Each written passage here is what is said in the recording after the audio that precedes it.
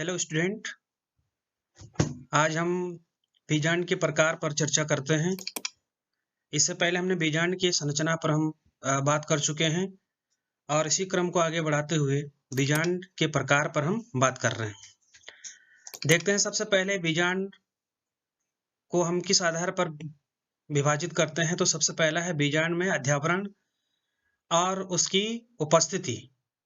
अध्यावरण की उपस्थिति और उसके संख्या के आधार पर हमने बीजांड को 3 प्रकारों में विभाजित किया है। सबसे पहला है यहाँ पर अध्यावरणहीन अटैगमिक, दूसरा है एक अध्यावरणीय यूनिटैगमिक, तीसरा है द्विअध्यावरणीय बाईटैगमिक। अब ये अध्यावरणीय क्या है? This type of ovule absence of integument, यानी कि इसमें अध्यावरण नहीं होता है।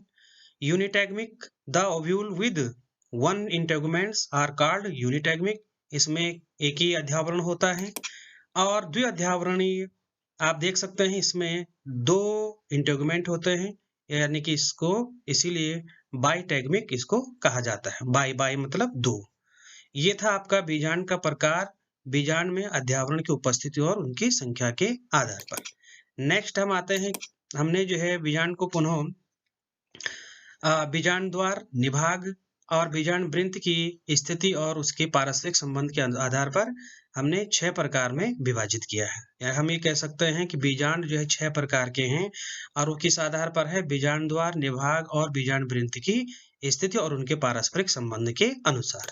सबसे पहला है ऑर्थोट्रोपस, दूसरा है एनाट्रोपस, तीसरा है हेमीट्रोपस, चौथा है कैम्पाइलोट्रोपस, पांचवा है एम्फीट्रोपस और छठवां है सर्सिनोट्रोपस। तो पुनः एक बार देख लें।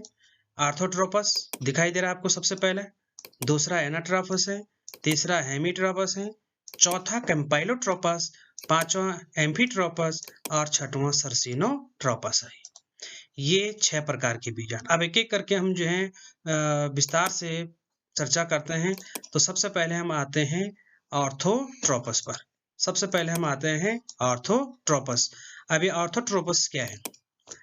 तो देखिए ऑर्थोट्रोपस बीजांड, सबसे पहले तो ऑर्थो जो ट्रोपस है इसमें आपको ध्यान रखना है कि ये बीजांड होता है बिल्कुल सीधा, एकदम सीधा। और इसमें जो बीजांड वृंत है, निभाग है और इसमें इसका जो बीजांड द्वार है, तीनों एक सीध में होते हैं।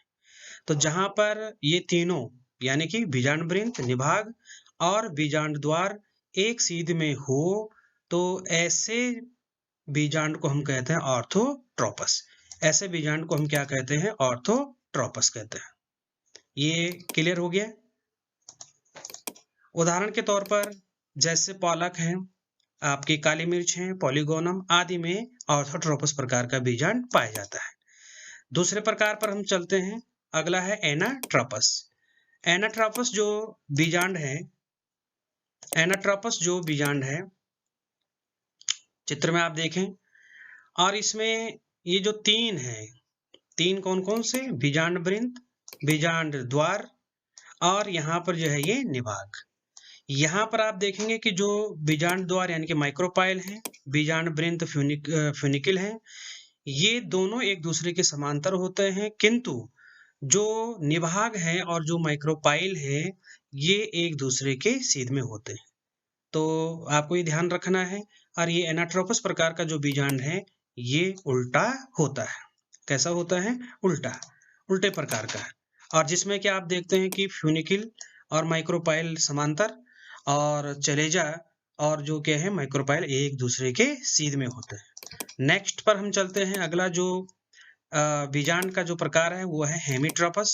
डायग्राम में आप देखें, और हेमीट्रोपस जो बीजांड है इसमें ये जो माइक्रोपाइल है और ये जो चैलेजा है ये सीधी रेखा में, क्षैतिज सीधी रेखा में स्थित होते हैं, किंतु इसमें जो बीजांड वृंत है फ्यूनिकिल, ये इनके मध्य में एक समकोण बनाता हुआ जुड़ा रहता है।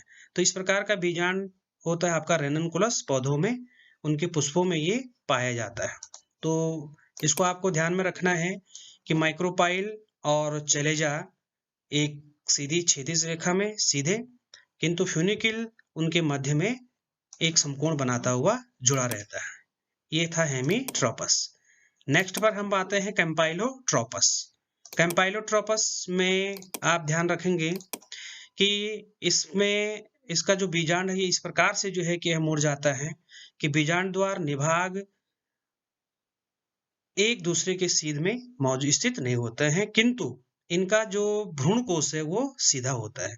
तो आप यहाँ पर देख सकते हैं कि जो चलेजा है और यहाँ पर जो के है फ्यूनिकल है, ये एक दूसरे के सीध में नहीं है, किंतु भ्रूण कोश आप देख रहे हैं बिल्कुल एकदम सीध में है। तो जहां पर इस प्रकार की स्थिति होगी तो ऐसे बीजांड को हम जो है क्या कहते हैं, कैम्पाइलोट्रोपस। नेक्स्ट पर हम चलते हैं। अगला जो प्रकार है बीजांड का वो है आपका एम्फीट्रोपस। एम्फीट्रोपस बीजांड, ध्यान दीजिएगा, एम्फीट्रोपस बीजांड।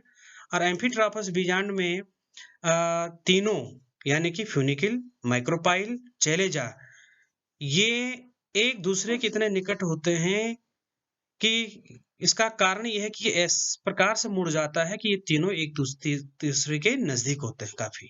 और इसमें जो भ्रूण जो कोश है वो इस प्रकार मुड़ जाता है जैसे घोड़े की नाल के समान।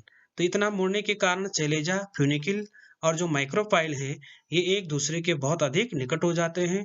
तो इसमें उदाहरण जैसे गुलाबास, पोस्त आदि के पौधों में या पुष्पों में इस प्रकार ये पाया जाता है, ये एम्फीट्रोपस। नेक्स्ट पर हम चलते हैं। अगला है सर्सिनोट्रोपस। अगला है सर्सिनोट्रोपस।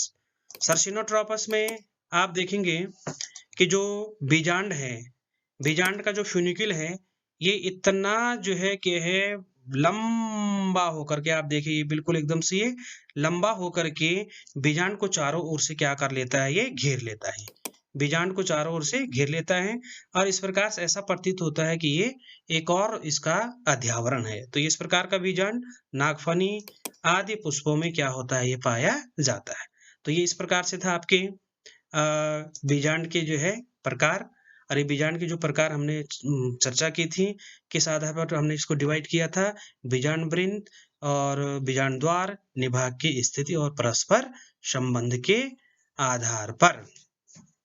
तो संभवतः ये आपके समझ में आया होगा। एक बार आप 2 बार 3 बार इस वीडियो को आप देखेंगे तो अवश्य ही आपके समझ में आ जाएगा। आज के लिए इस टॉपिक को हम यहाँ पर समाप्त करते हैं। नेक्स्ट हम आगे अगले टॉपिक पर हम आएंगे कल। तब तक के लिए धन्यवाद। आप पढ़ें और आगे बढ़ें।